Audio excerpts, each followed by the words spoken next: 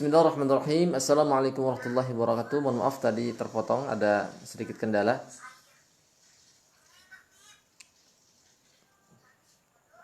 Melanjutkan daripada pembahasan tadi, yaitu tentang gejala-gejala gangguan jin. Gejala-gejala orang yang diganggu jin ada beberapa ciri. Yang pertama ialah gejalanya sering kesurupan. Ketika orang itu dia sering kesurupan, bahkan setiap saat kesurupan, dia tidak sadar apa yang ia perbuat, dia tidak sadar apa yang ia ucapkan, dia tidak sadar apa yang ia gerakan, apa yang ia lihat, apa yang ia dengar dan sebagainya, maka dapat dipastikan orang tersebut terkena gangguan jin ya. Terkena gangguan jin. Jadi dengan cara melihat dari sisi tadi kesurupan dan tidaknya. Itu sangat mudah sekali. Orang yang sering kesurupan pasti dia terkena gangguan jin. Perbedaan antara orang yang sering kesurupan dengan epilepsi beda ya. Kalau epilepsi itu dia memang dari efek-efek tubuh ya. Mungkin kelainan saraf atau gimana ya. Tapi kalau gangguan jin itu fisik itu seperti ucapan, omongan itu dia tidak mau ngomong tapi seolah-olah digerakkan omongannya. Dia tidak mau berbuat seolah-olah digerakkan. Tangannya digerakkan, kemudian kakinya digerakkan, sampai teriak-teriak dan sebagainya. Ada perbedaannya, sangat beda, sangat jauh perbedaan antara epilepsi yang skalor itu dengan orang yang kesurupan dikarenakan faktor jin. Yang kedua itu dia sering lemas. Lemas juga, lemasnya bukan faktor karena sering olahraga, karena banyaknya beraktivitas, bukan. Lemasnya itu karena dia tiba-tiba saja. Dia tidak beraktivitas, dia tidak sedang mengerjakan aktivitas apapun, dia juga dia tidak mengerjakan sesuatu yang berat dan sebagainya, tapi tiba-tiba lemas. Nah itu juga itu indikasi gangguan jin. Kemudian linglung juga ya, linglung ini serasa nggak nggak karu-karuan. Pemikiran berpikirnya ya. Nah itu juga termasuk gangguan jin. Kemudian dari sisi hati ya, hati yang kacau balau, pikiran yang kacau balau, tidak tentu, tidak fokus, ngomong nggak karu-karuan, pelengak-pelongo. Nah itu ciri-ciri gangguan jin juga. Dan kebanyakan setahu saya dan sepengalaman saya, jin itu kebanyakan berserang di areal kepala dan di areal hati ya. Kenapa? Karena pusat daripada organ tubuh itu diantaranya hati dan kepala. Kepala di dalamnya ada otak, dikendalikan otaknya dengan tujuan ya ketika otak dikendalikan, pikiran dikendalikan, dia tidak akan bisa beraktivitas. Salatnya menjadi malas, ngajinya menjadi malas, kemudian dia thalabul ilmu menjadi malas. Ketika melaksanakan aktivitas ibadah dia menjadi malas. Kenapa? Otaknya itu dikacau balaukan. Kemudian hatinya juga dikacau balaukan. Ini biasanya orang-orang yang terkena gangguan sihir, sihir mahabbah ataupun sihir pelet, ini di sini jinnya itu berasal di hati ya. Di hati.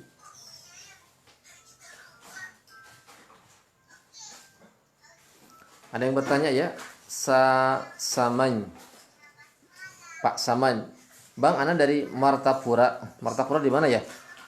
Sumatera ya? Dari mana Martapura itu? Maunya kitab khusus untuk meruqyah apa, Ustaz? Mau tanya kitab khusus untuk meruqyah apa? Kitab yang menjadikan rujukan para peruqyah adalah Wiqayatul Insan. Yang mudah itu Wiqayatul Insan kayak Syekh Wahid Abdul Salam Bali. Kitab yang kedua As-Salimul Battar fi Tasaddi lis-Saharatil Ashrar. Jadi ini yang dijadikan rujukan para peruqyah di Indonesia, di antaranya yang paling mudah itu. Karena banyak kitab ya, ada Ahkamul Marjan, ada At-Tibun Nabawi kata Ibnu Qayyim Al-Jauziyah, ada Ahkamul Marjan. Kemudian yang paling mudah, yang paling gampang itu yang sudah diterjemahkan itu adalah Wiqayatul Insan. Kitab Wiqayatul Insan itu berkaitan, itu dibahas tentang jin, karakteristik jin, kemudian tipu daya jin, Kemudian perbedaan jin dan syaitan juga dibahas. Kemudian karakter-karakter syaitan juga seperti apa. Kemudian pengaruh setan terhadap diri manusia dan aktivitasnya itu dibahas. Kemudian peruqyah, cara-cara meruqyah, kemudian apa yang harus dilakukan seorang peruqyah itu dibahas di kitab Wiqayatul Insan.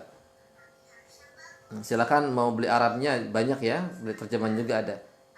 Nah, ada dua kitab. Yang pertama kitab Wiqayatul Insan, yang kedua kitab As-Salimul Battar fi Tasaddi lis-Saharatil Asyrar. Ini kitab berkaitan tentang sihir. Itu saya Abdul Salam Bali, Wahid Abdul Salam Bali itu mengupas tuntas tentang perkara sihir. Itu sangat bagus. Saya rekomendasikan untuk dibaca kitabnya. Dan tempo hari saya pernah mengisi live seperti ini, itu membahas tentang kitabnya saya Wahid, yaitu As-Salimul Battar tentang sihir. Ya, itu sangat luar biasa, beliau mendefinisikan sihir itu sangat luar biasa ya, dan memang sesuai dengan fakta. Itu dibahas di situ kitab kitab As-Salimul Battar itu macam-macam sihir, ya, spesifikasi sihir, kemudian pembagian sihirnya, termasuk pembagian sihir ya, pembagian sihir, kemudian bagaimana cara dukun menghadirkan jin, kemudian hukum sihir gimana, kemudian akibat orang ketika berkenaan atau terkena sihir. Itu sangat komplit dan itu cukup untuk seorang praktisi ruqyah untuk menjadikan supaya dia berjalan dalam koridor syariat atau tidak, itu cukup. Memang pentingnya kita ini mempunyai rujukan. Kadang-kala seorang peruqyah itu tidak punya rujukan gitu. Kita harus punya rujukannya, kita harus punya arahannya. Ulama yang kita tempuh itu siapa? Kalau saya berguru pada Ustaz Fuad. Ustaz Fuad itu beliau seorang praktisi ruqyah yang memang sudah masyhur ya. Dia sudah pergi kemana-mana sampai ke Malaysia dan sebagainya. Saya belajar kepada beliau. Terus saya juga mengkaji kitab-kitab para ulama, di antaranya Wiqayatul Insan dan As-Salimul Battar fi Tasaddi lis-Saharatil Asyrar. Itu kitabnya sangat bagus ya. Silakan dibaca, dibeli kitabnya. Tata cara ruqyah mandiri juga ada di situ ya. Bagaimana cara mengobati sihir pelet, sihir mahabbah, sihir gila, kemudian sihir sihir pembuat penyakit, sihir tafrik. Kemudian dibahas di dalamnya tentang bagaimana kita ini supaya terhindar dari sihir ya, cara membentengnya gimana, sampai beliau bahas praktek-prakteknya ya, kemudian ayat-ayatnya itu sangat jelas di situ. Oh, Kalimantan Selatan ya. Kalimantan Selatan. Ya, baik, silakan yang mau bertanya. Ana Alfi dari Rantau Perapatan Ustaz. Ya, selamat datang ya Muhammad Alfi. Ini Bapak Ibu, Assalamualaikum Pak Ustaz. Waalaikumsalam. Saya mau tanya, saya selalu merasa gelisah dan was-was, apakah saya diganggu jin? Apakah gangguan sihir, dan adakah makanan khusus mengusir jin dan sihir dalam tubuh? Ya. Was-was itu, gelisah, was-was merupakan daripada aktivitas jin kafir untuk mengkelabui atau untuk menjerumuskan umat manusia ya. Jadi cara jin kafir atau syaitan menjerumuskan umat manusia supaya ibadahnya tidak lancar, rusak, maka dengan membuat was-was. Was-was itu dari syaitan, dari jin kafir ya. Alladzi yuwaswisu fi sudurin nas, kata Allah ya, alladzi. Jadi si jin itu alladzi yuwaswisu fi, yang mewaswasi, yang memberikan kemang-mangan fi sudurin nas, pada dadanya, hatinya manusia. Begitu. Wah, saya banyak sekali meruqyah orang was-was itu. Ada yang parah, ada yang setengah parah, ada yang ringan. Tahun 2014 saya meruqyah di Tasik, di kota Tasik itu meruqyah orang was-was.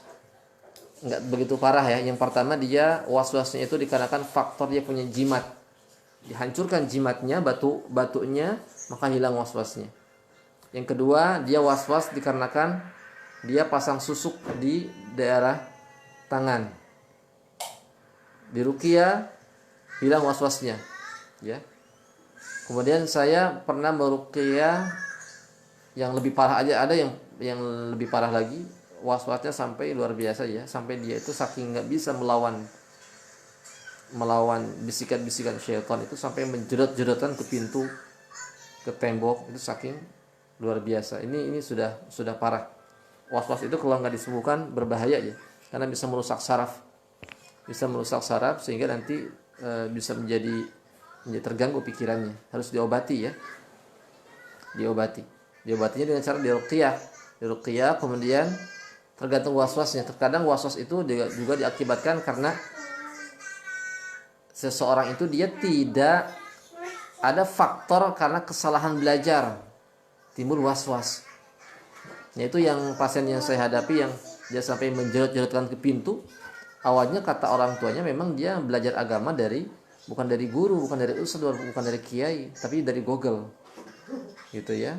Sehingga dalam pemikirannya, jadi setan itu membisiki gitu kan, kamu itu melenceng dari agama Allah gitu kan, kamu murtad gitu kan, seolah-olah dia itu murtad, padahal nggak seperti itu, nggak semudah itu orang murtad, karena jauh dari ulama, sehingga setan membisiki luar biasa, sampai dia katakan sampai neneknya itu dianggap najis gitu. Jadi kalau disentuh neneknya, maka dia akan mandi karena dianggap najis. Sampai dahsyat waswasnya. Sampai cara membersihkan najis itu, kata pemahaman dia, orang yang terkena waswas, itu harus dibersihkan di air sungai. Ya tuh orang tuanya, bapaknya sampai nganter ke sungai. Tad anak capek gitu. Ini sungai itu 1 kilo, saya harus nganter pakai motor. Kalau nggak gitu dia marah. Itu udah parah waswasnya. Silakan diruqyah Bapak ya. Atau ruqyah mandiri bisa, ruqyah mandiri saja. Tadi sebelum Isya ada yang bertanya bagaimana cara mengatasi orang yang kesurupan. Bagaimana cara mengatasi orang kesurupan supaya sadar ya. Kalau orang kesurupan jangan disadarkan, tapi dikeluarkan jinnya. Terkadang kesurupan kita ruqyah sadar gitu ya. Tapi jin itu belum keluar sebenarnya. Cuman dia ngumpet karena takut digebuk, takut dibakar, dia ngumpet pura-pura udah keluar padahal belum keluar. Jadi ketika ada yang kesurupan ya jangan disuruh sadar dulu, dikeluarkan jinnya. Jadi kalau kita nih menghadapi orang kesurupan, santai, relax, jangan tegang. Jadi jin itu nggak ada ceritanya jin itu bisa bisa nampar orang, nggak bisa ya, kecuali jin itu masuk ke tubuh manusia baru bisa nampar. Kalau orang kesurupan nyantai aja gitu. Kalau dia ngamuk-ngamuk biarin, kita jaga jarak. Kalau kita nggak berani untuk menyentuhnya, kita jaga jarak 1 meter 2 meter lah. Kemudian kita bacakan saja Al-Fatihah, ayat kursi. Hafalnya Al-Fatihah sama ayat kursi, ya udah Al-Fatihah ayat kursi. Niatkan untuk meruqyah. Gitu. Nanti juga akan kebakar, akan keluar sendiri insyaallah ya. Itu caranya begitu. Jadi harus ada keberanian. Ibu Tuti ya. Ibu Tuti, Assalamualaikum. Waalaikumsalam. Mau nanya, kita sering kesurupan, tapi kesurupannya pas ada orang sakit, seolah-olah kita bisa mengobati orang tersebut. Padahal saat itu kita dirasuki. Termasuk gangguan jin, Ustadz? Sebentar. Ini sering kesurupan, tapi kesurupannya pas ada orang yang sakit, seolah-olah kita bisa mengobati orang tersebut. Padahal saat itu kita dirasuki. Kalau orang sakit lagi diobati, kita kerasukan. Berarti kita tubuh kita ini gampang terasuki ya. Biasanya kalau orang terkena gampang dirasuki oleh jin, itu bentengnya udah jebol ya. Coba ibu, apakah ibu ada riwayat bapak, kakek, nenek moyang itu mempunyai ilmu-ilmu gaib, ilmu-ilmu kanuragan, ilmu-ilmu tentang jin? Ataukah misalkan mereka itu mewarisi jimat-jimat ya? Artinya ketika ada ada riwayat dari situ, dari keluarga, berarti ibu mewarisi jin nasab, jin keturunan. Jin keturunan itu dia suka bolak-balik ke tubuh manusia, keluar masuk, sehingga Kalau secara bahasanya, sehingga tubuh kita ini menjadi bolong, ada pintu keluar masuk oleh jin yang dipelihara itu dari turunan dari jin-jin keluarga, sehingga jin-jin yang di luar pun mudah masuk. Jadi kalau orang yang punya jin itu mudah ketempelan. Itu kelemahannya ya, kelemahan orang yang mempunyai jin mudah ketempelan sama jin-jin yang di sekitarnya, dan dia mudah terdeteksi oleh orang-orang yang punya jin lagi. Justru yang paling hebat tuh praktis ruqyah, dia tidak pakai jin, tidak pakai sihir. Jin gak bisa masuk. Bentengnya bukan benteng jin lagi, udah bentengnya benteng alami, benteng zikir ya. Coba ibu pastikan lagi Bu Tuti ya, Bu Tuti pastikan lagi. Itu kalau saya jawab itu ini ya, termasuk gangguan jin ya. Karena jin itu mudah sekali masuk. Mudah sekali masuk ya. Saya punya murid waktu saya ngajar di pesantren, salah satu pesantren di Bekasi, murid saya itu dia sering kerasukan juga, sampai kerasukan massal. Yang kerasukan tuh itu aja itu ya. Ketika saya koreksi, saya cross check, saya periksa, saya tanyakan, memang ada riwayat dari orang tuanya yang mempunyai ilmu-ilmu semacam itu. Silakan, ada lagi yang bertanya?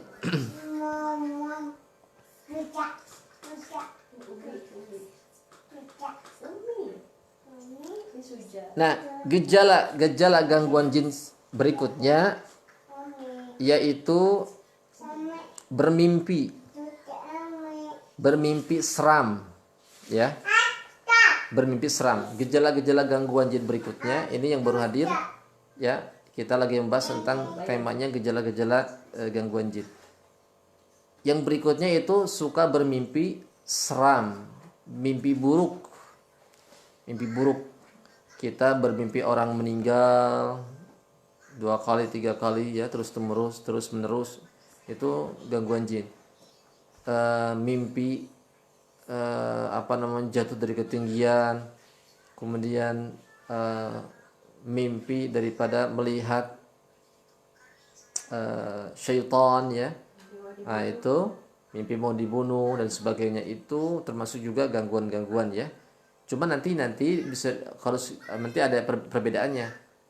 Gangguan sesaat sama gangguan yang memang menetap. Jadi gangguan jin yang mana jinnya itu menetap dalam tubuh kita, ada juga yang jinnya itu nggak menetap, dia cuma iseng aja. Jadi memang jinnya itu di luar, cuma iseng dia mengganggu gitu ya.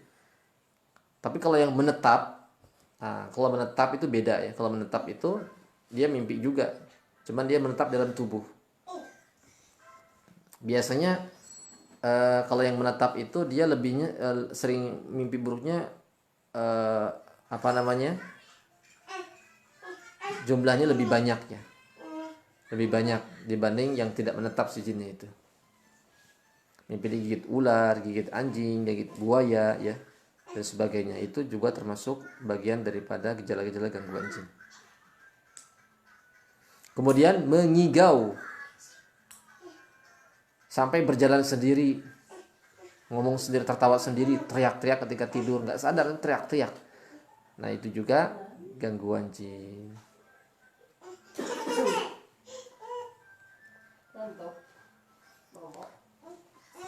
Silakan, ada yang mau ditanyakan?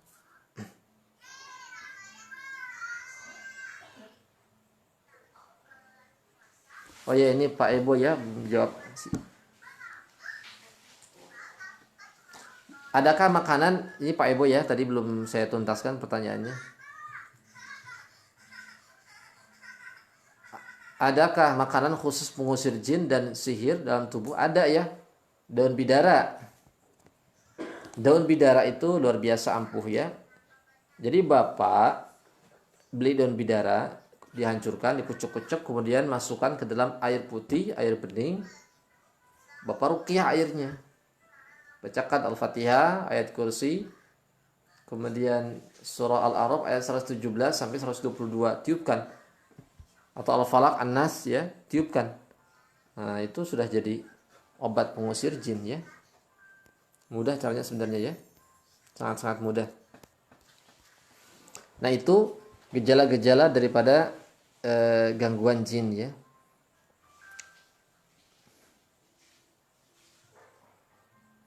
Termasuk terhimpit nih kita nih ketika tidur itu, ini setengah sadar, susah bangun nih. Kalau bahasa kita ini rep-repan. Jadi kayak ada yang niban, seperti ada yang nindih, seperti ada yang cekik, seperti ada yang menekan nafas, itu juga sama. Itu gangguan jin. Ya, gangguan.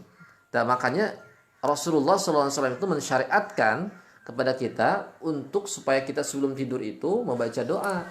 Minimalnya membacakan surah Muawwidzatain, Al-Falaq sama An-Nas. Bacakan Qul a'udzu birabbil falaq sama Qul a'udzu birabbin nas. Kemudian ditiupkan kedua telapak tangan. Diusap. Nah, itu akan terjaga dari saat ia mau tidur sampai dia bangun. Itu kuncinya. Nah, terkadang kita lupa. Kalau lupa, nah situlah syaitan itu mengganggu. Jadi syaitan itu, jin kafir itu dia mengganggu pada saat kita lengah. Ketika akal kita ini sudah tidak sedang istirahat ya. Karena kenapa? Karena tidur itu dalam keadaan tidak terjaga. Tidak terjaga. Karena otak kita sudah sedang beristirahat. Jadi nggak terjaga. Syaitan itu mudah masuk ketika pada saat tidur. Dan termasuk sihir-sihir ya, itu masuk ketika tidur, ketika malam hari. Makanya Rasul itu memerintahkan kepada kita ketika kita dalam keadaan akal itu hilang karena tidur itu karena proses tidur istirahat itu, kita harus mesti dibenteng. Benteng dengan apa? Dengan zikir, dengan ayat Al-Qur'an. Makanya kan ayatnya juga a'udzu birabbil falaq itu. Jadi ini kalimat-kalimat perbentengan, kalimat perlindungan. A'udzu, saya berlindung gitu. Qul a'udzu birabbil falaq, qul a'udzu birabbin nas. Qul, katakanlah a'udzu, saya berlindung birabbin nas, kepada Tuhannya manusia. Di ayat yang berikutnya, berlindung dari apa sih? Qul a'udzu birabbin nas min syarril waswasil khannas alladzi yuwaswisu fi. Alladzi yuwaswisu fi sudurin nas minal jinnati wan nas, berlindung daripada setan, jin-jin yang suka mewaswaskan pada hati-hati manusia. Setannya itu minal jinnati wan nas, dari kalangan manusia dan jin.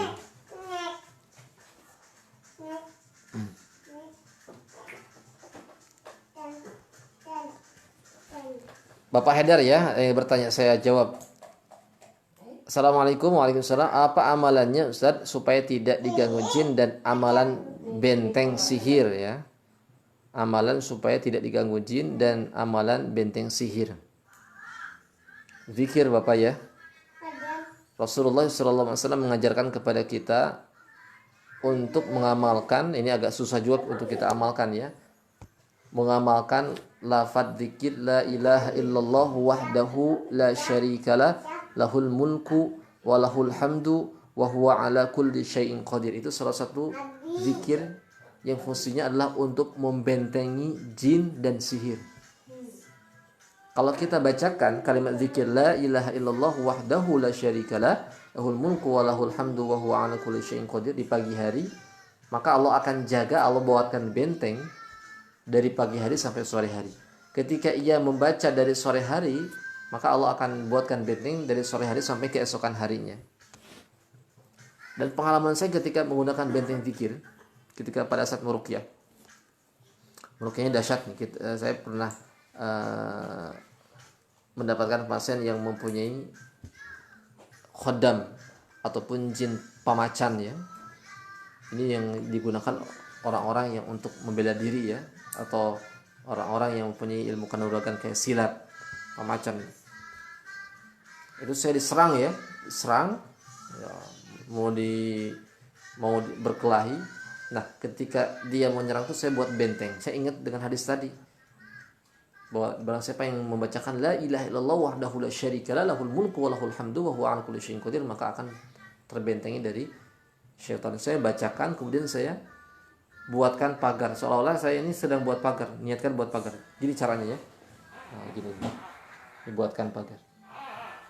Nah, ketika si orang yang kesurupan tadi, yang pemacan tadi mau menyerang saya, seolah ada benteng dia. Kayak nabrak benteng, kayak nabrak tembok. Nah, itu salah satu khasiat, padahal ini suka dibaca dalam sholat ya. Cuman orang nggak tahu nih fadilah dan khasiatnya luar biasa. Jadi amalkan saja la ilaha illallah wahdahu la syarikalah lahul mulku wa lahul hamdu wa huwa ala kulli syai'in qadir. Kemudian membaca Al-Falaq sama An-Nas sama ayat kursi. Ini bacaan-bacaan biasa tapi khasiatnya luar biasa. Banyak orang nggak paham. Luar biasa ayat kursi itu. Itu sebenarnya andalan, surat andalan itu untuk menghancurkan sihir dan untuk membentengi dari sihir itu ayat kursi. Bacakan pada saat mau tidur ya, Al-Falaq sama An-Nas sama ayat kursi. Tambahkan bismika Allahumma wa bismika amut. Tambahkan itu ya, karena sihir itu datangnya biasanya tengah malam ya, malam hari. Itu saja amalannya Bapak ya.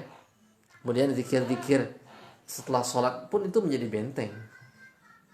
Walaupun kita tidak meminta kepada Allah supaya kita dibentengi, itu menjadi benteng secara otomatis.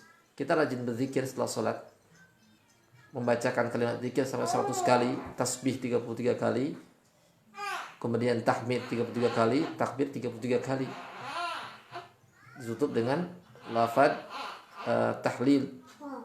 Itu sudah jadi benteng. Ditambah dengan tadi yang saya berikan amalan tadi, la ilaha illallah wahdahu la syarikalah lahul mulku wa lahul hamdu wa huwa ala kulli syai'in qadir. Itu luar biasa benteng. Menurut pengetahuan saya, ini beri Mbak Tuti, menurut pengetahuan saya Ustaz, saya sudah tanyakan, memang kakek kami yang telah meninggal mungkin pernah bersekutu dengan jin.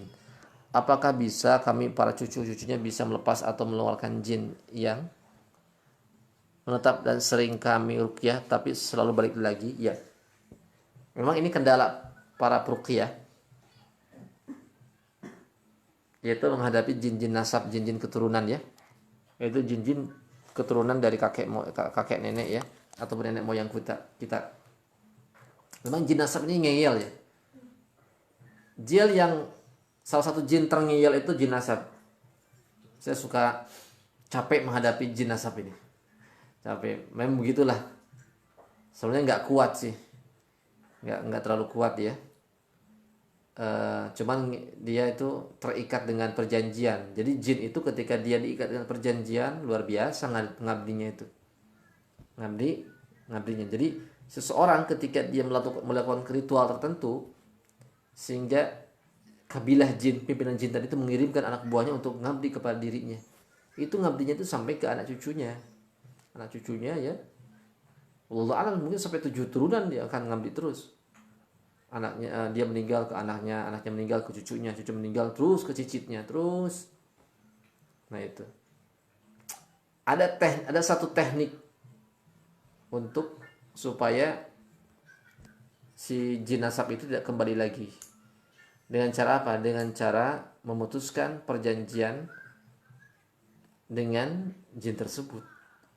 Memutuskan perjanjian dengan jin tersebut. Kalau diruqyah saja itu tidak efektif, kurang efektif ya. Saya rasakan kurang efektif, malah kita capek meruqyah. Nah ini kalau orang-orang para praktisi pemula, nah saya ini berbagi pengalaman ya. Kalau praktisi pemula kadang suka kewalahan ya, nggak tahu caranya diputuskan perjanjiannya. Saya pernah meruqyah orang yang dia mempunyai jinnya itu dia bisa silat ya. Ketika saya ruqyah, dia mulai menggerakkan tubuhnya itu. Gitu. Kemudian saya perintahkan kepada orang yang si pasiennya, orang saya ruqyah, untuk memutuskan perjanjiannya. Antum putuskan aja perjanjian. Saya bimbing. Sudah langsung keluar, jin, tidak balik lagi. Gitu. Itu Bu ya, jadi diputuskan dulu. Gimana cara memutuskan perjanjian kita dengan bangsa jin? Mudah. Wah, ini ilmunya luar biasa nih, ilmu tingkat tinggi ini. Ini khusus peruqyah yang tingkat menengah ya, bahkan tingkat mahir. Cara memutuskan. Jadi ini ada triknya. Jadi bangsa jin itu kayak kita ya, dia itu sangat memegang teguh perjanjian. Karena jin itu dia punya pimpinan juga, punya kabilah. Dia akan mengabdi ketika si pimpinan itu memerintahkan supaya ngabdi kepada manusia. Kita batalkan, maka dia pun akan akan akan pergi. Gimana caranya? Mudah caranya ya. Caranya begini, cara memutuskan perjanjiannya pakai bahasa kita saja. Nah, ada bahasa Arabnya ada. Cuman takut nggak paham. Pakai bahasa kita aja. Bismillahirrahmanirrahim. Lafadznya ya, kita buat. Wallahi dengan kalimat wallahi ya supaya lebih kuat. Karena kita dengan menggunakan, karena kalau wallahi itu kita atas nama Allah ya. Jadi kita menggunakan atas nama Allah dengan memohon pertolongan kepada Allah ya. Wallahi demi Allah, saya misalkan saya fulan misalkan ya. Atas nama keluarga saya fulan bin fulan atas nama keluarga saya. Dengan ini saya menyatakan pemutusan perjanjian antara diri saya dan keluarga saya dengan bangsa jin yang mendiami tubuh saya. Oleh karenanya saya berlepas diri dari mereka bangsa jin dengan memohon pertolongan kepada Allah. Dengan detik ini saya memutuskan saya dengan perjanjian antara saya dengan bangsa jin, perjanjian antara saya dan keluarga saya dengan bangsa jin. Digitukan langsung, insya Allah langsung terputus. Nah itu setelah itu baru diruqyah secara biasa, ruqyah nanti akan keluar jinnya. Jadi begitu ibu ya cara meruqyah. Makanya penting seorang praktisi ruqyah untuk mendiagnosa pasiennya ketika meruqyah. Ini orangnya ini gangguan jin. Harus tahu nih karakter jinnya. Ini jinnya jin apa? Jin cuma numpang iseng doang. Ada yang numpang main masuk ke dalam karena suka. Saya mah suka gitu kata jin. Saya masuk. Ada itu. Di ruqyah gampang keluar. Ada jin yang memang dia motivasinya itu karena untuk membentengi ya. Ada jin yang tujuannya untuk merusak tubuhnya, jin kiriman dukun. Ada jin yang memang dipiara atau jin yang turun temurun. Harus cara meruqyahnya beda-beda. Kemudian ada juga yang dia tuh depresi, itu beda juga. Bahkan lebih penanganannya pun harus lebih harus diperhatikan. Depresi itu orang yang terkena depresi belum tentu dia dari jin juga.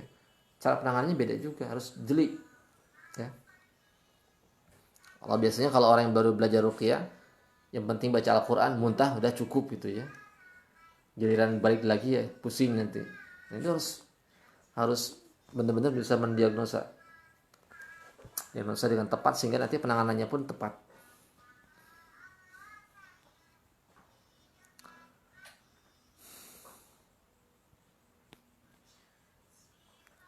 Bapak Haidar, syukran Ustaz, amalan anak qabiltu. Ya, afwan. Afwan Ustaz, niat bagaimana lafadznya? Lafadz yang mana Pak?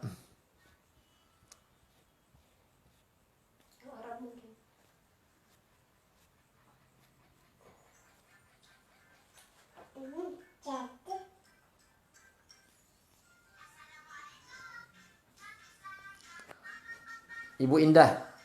Assalamualaikum. Waalaikumsalam. Ini bapak saya semenjak ditinggal ibu saya meninggal baru 7 bulan Pak. Terus dia ini baru kenal sama seseorang cewek. Langsung mau nikah. Bapak saya sekarang ini perilakunya berubah.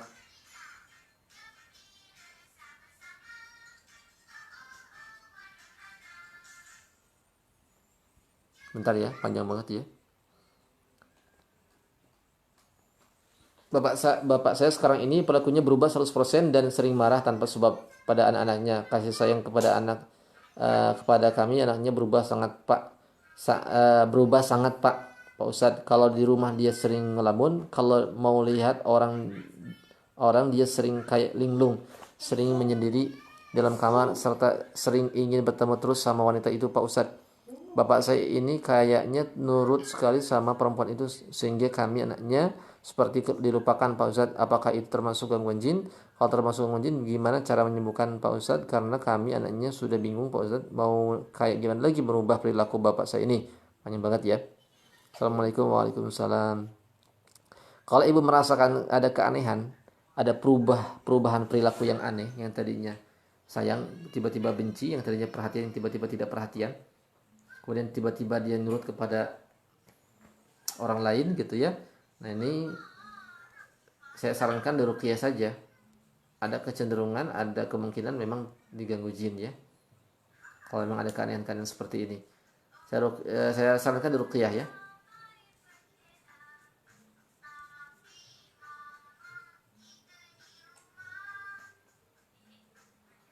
Benteng sihir lafaznya ini tadi, untuk benteng sihir itu la ilaha illallah wahdahu la syarikalah lahul mulku wa lahul hamdu wa huwa ala kulli syai'in qadir. Kemudian baca itu cukup, baca 100 kali amalkan.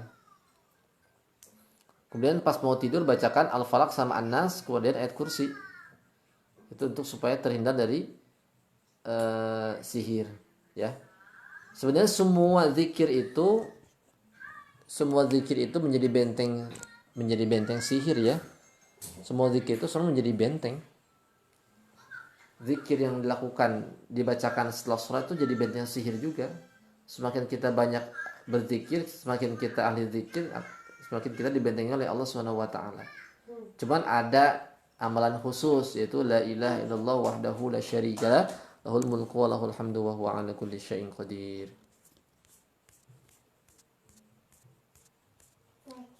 Baik, ada lagi yang mau disampaikan?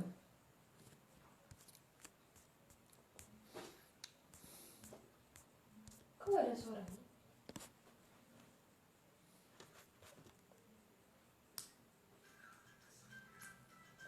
Jadi itu ya, tentang gejala-gejala gangguan jin.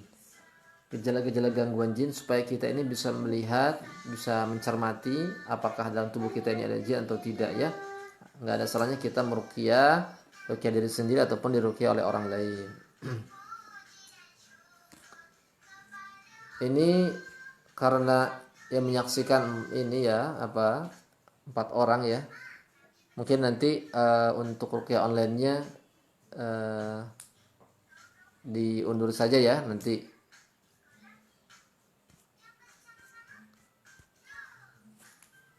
Silakan, ada yang mau ditanyakan lagi?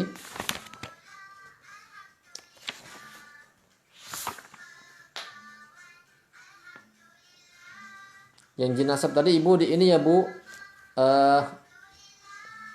ibu harus ikrar dulu. Berarti itu harus sekeluarga ibu. Kalau biasa sekeluarga ya, sekeluarga di ruqyah, kemudian nanti bacakan ikrar pemutusannya kayak tadi ya. Saya atas nama Fulan bin Fulan dengan ini menyatakan saya memutuskan perjanjian antara saya dan keluarga saya dengan para jin, para syaitan yang menepati diri saya. Oleh karenanya saya dengan memohon pertolongan pada Allah memutuskan perjanjian ini. Itu cukup aja begitu.